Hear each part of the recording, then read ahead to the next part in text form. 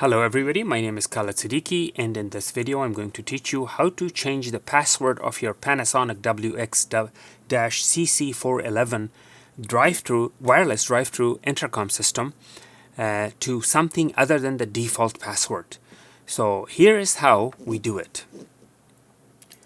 In order to change the password, you must know the original password. The factory original password is 12345. To change the password, you go to the wrench icon, you click on it. Now you have to enter 12345, which is the original password. However, you don't have numeric pads, it's all alphabet. In order to get numeric pad, you have to click this twice. Now you enter 1, 2, 3, 4, 5. Click Login. Now you go to Installation in Settings. Now you go to Password, and in Password, you have to enter the old password here. To enter the old password, you have to click Edit. Enter 1, 2, 3, 4, 5. Hit Enter.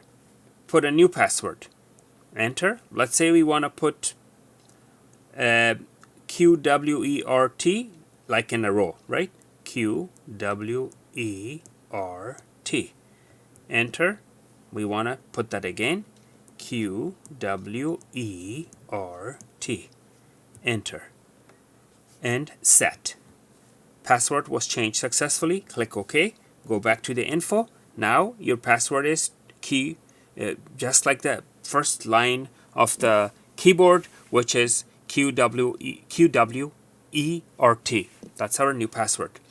So why would you want to change the password? The problem with the password is that the original password that came with the system is known to everyone. So any employee or any unauthorized person in the store can change the settings of your unit without your approval or without your knowledge. So how do you prevent that? Is that you simply change it to something unique that only you know. Make sure if you change the password, make sure that you do not forget the password. Because if you do, then you have a very bigger problem. Well, once again, thank you for watching. Please make sure to like and subscribe.